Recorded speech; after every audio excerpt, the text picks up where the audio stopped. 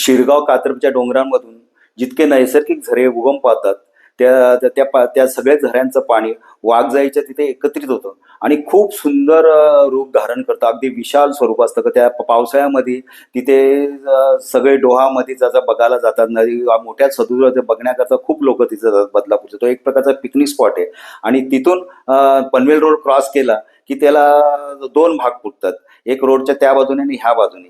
तर ह्या बाजूने येतात आणि नंतरचा तो भाग आहे तो मोहन पामनी तर पूर्ण आपल्या बिल्डिंग खालीच घेतलेला आहे आणि मोहन पामचा जो अपोज विरोधी भाग आहे तो पूर्णपणे बंद करण्यात आलेला आहे.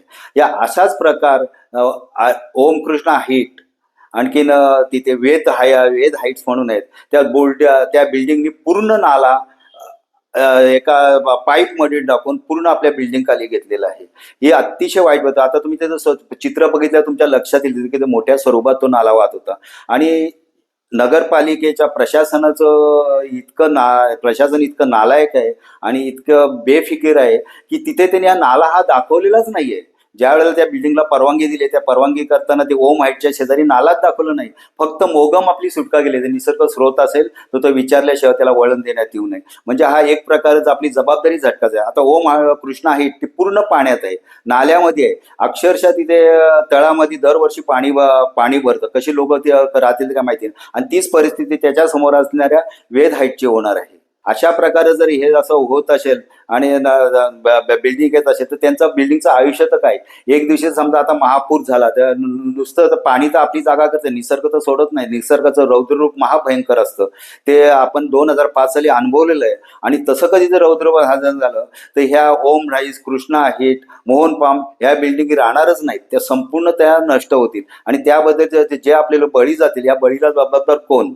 आणि नुसतं हे प्रशासन नाहीये, म्हणजे प्रशासक जर होतं नोकरशाही तर जबाबदार आहेत, पण त्यावेळेचे लोकप्रतिनिधी पण जबाबदार असतील याच्यानंतर. का आपण काय तुम्ही लोकांना अगोदरच्या आपल्या पिढींनी आपल्याकरता जीवन दिलं आणि तुम्ही तुमच्या मुलांना मृत्यू देणार आहात का. ही अतिशय वाईट गोष्ट आहे. आता तोच नाला म्हणाला लाज वाटते, खरं म्हणजे ती नदीच आहे. ती आंबेडकर कमानीच्या तिथे येते आणि तिथे मोठं स्वरूप धारण करते. तिथे आताही तिचं मोठं स्वरूप दाखवणारी मोरी किंवा पूल आहे. त्या पूल आहे ते इतकं विस्तृत स्वरूप आहे आणि तिथे पण त्याने आता पूर्ण त्याचं गटार बनवलेलं आहे. आणि आजूबाजूला जो भाग होता म्हणजे वनराई वाढण्याचा, नदीच्या पाण्याचं संरक्षण करण्याच्या, त्या जागावर शुभम म्हणून हॉटेल झालेलं आहे. म्हणजे पूर्णपणे पूर्ण ते नष्टच करा. आणि शिवाय रस्त्याच्या बाजूला काय त्यांनी घरं बांधलीत, काय दुकानं बांधलेली आहेत. आणि हे सगळं पैसा कमवायच्या पाठीमागे. हा पैसा तुमचा कमवणं नाहीये, हा पैसा तुमचं गमावणं आहे. कारण एक वेळ अशी येईल ज्यांनी आयुष्यात कमाल ते एका दिवसात सगळं नाहीच होईल. लोकांना तुम्ही कमाई करून देत नाहीत, लोकांचा तुम्ही विनाश करतात. हे कुठेतरी थांबलं पाहिजे. आणि तोच नाला ज्या वेळेला रामनगर मधून सरस्वती नगर मध्ये येतो तर तिथे सरस्वती नगर मध्ये तो इतका छोटा बनवला आहे का त्या नाल्यातलं पाणी उलटून त्या सरस्वती नगराच्या चाळींमध्ये शिरतं आणि दरवर्षी त्यांना पुराच्या नकाला. आणि सगळ्यात गंमत म्हणजे मोठी का तिथे मोहन पाम म्हणून सरस्वती नगरात त्या नाल्यावर चक्क त्याने स्लॅब टाकून तो बंद केलेला. 90 फुटाचा नाला 16 फुटावर आणून त्यांनी चक्क बंद केलेला आहे. आणि नाल्यावर स्लॅब टाकणं हे पर्यावरणाच्या अत्यंत विरोध आहे. आणि ग्रीन लवाद्यांनी ह्याला पूर्णपणे असे निर्णय दिलेले आहेत का तुम्ही असे स्लॅब असतील तर काढून टाका. नवीन मुंबईच्या बाबतीत घडल्या होत्या, ते बदलापूरच्या बाबतीत घडू शकतं.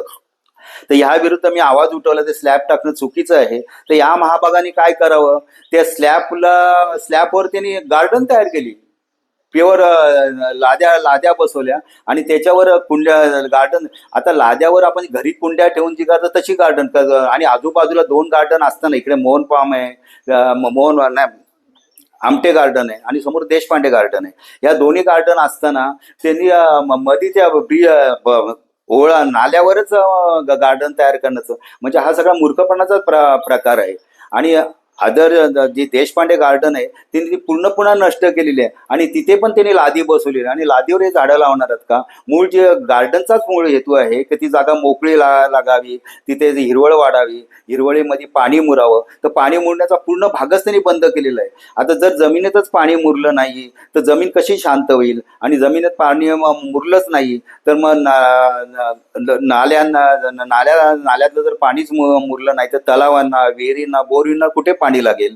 म्हणजे संपूर्ण, आणि शिवाय आणखीन अशी गोष्ट होईल की नाल्यामध्ये जर पाणी राहिलं नाही, मुरलं नाही तर मुरलं नाही तर जमिनीत पाण्यामध्ये जमीन शांतच होणार नाही आणि जमिनीची उष्णता इतकी वाढेल, वरून खाली जमिनीची उष्णता आणि वरून सूर्याची उष्णता, याच्यामुळे उष्माघाताचे लोक बळी जातील. हे कुठेतरी थांबायला पाहिजे. आणि यांची जी गोष्ट जे नाले जे बंद करतात ते दरवर्षी साफसफाईच्या नावाखाली ते जे माती निघते ते आतमध्येच कडेला ठेवतात.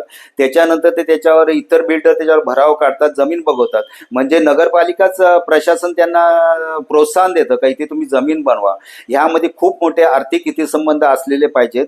तर माझं असं म्हणणं आहे की त्या त्या काळातील सगळे प्रशासक, लोकप्रतिनिधी आणि शेजारी जे बिल्डर्स आहेत त्यांची पूर्ण चौकशी झाली पाहिजे का त्यांच्या हे काय हे केलं. आणि दुसरी गोष्ट, कुठल्याही नाल्यापासून कमीत कमी 7 ते 6 मीटर जागा सोडायची असते. ती का सोडली नाही? कुठल्याही नाल्यापासून कुठल्याही बिल्डिंगनी ही जागा सोडलेली नाही. ह्या कर्तव्यच्युतीबद्दल त्यावेळेच्या प्रशासन बरखास्तच केलं पाहिजे आणि त्यांच्यावर कार्यवाही केली पाहिजे, असं माझं म्हण आहे. तरच आपले पर्यावरण वाचेल आणि बदलापूर वाचेल. नमस्ते बदलापूर.